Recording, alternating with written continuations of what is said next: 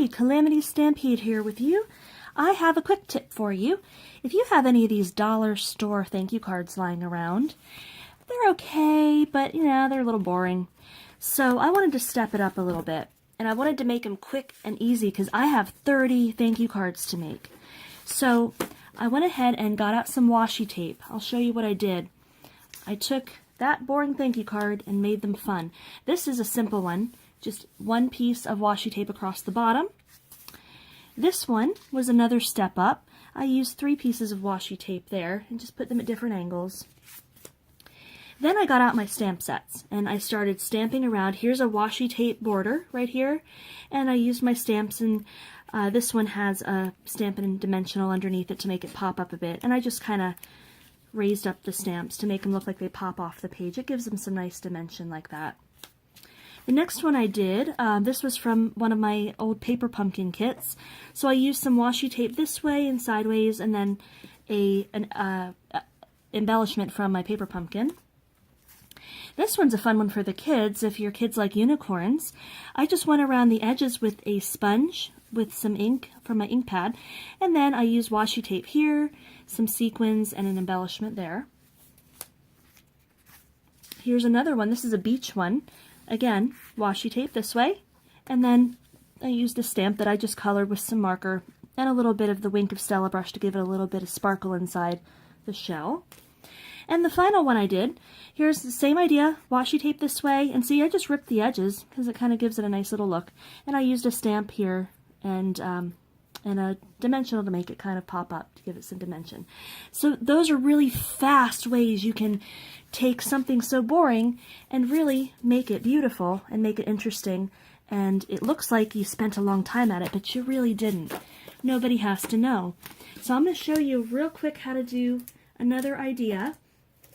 So I took this old Hearts and Posies stamp set from Stampin' Up! From many years ago. This was 2002. And I went ahead and stamped ahead of time, and I found that that stamp fits perfectly in there. I used an X-Acto knife to cut out the center, but if you happen to have a big shot, you might have the right size that would cut out a heart. So I cut that one out. I used a heart punch because it was the perfect size to cut another of those heart stamps out. And I put some dimensionals in the back. And then I got 2 scrap pieces of heart washi tape.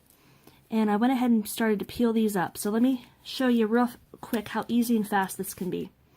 So if I'm going to put this right about there, I'm going to put the washi tape under right there. And this piece, I'm going to try to eyeball it, try to be as even as possible, right about there. So it's okay that these hang off, because you're going to cut them in a minute. So see, when we put this on, it's going to be perfect.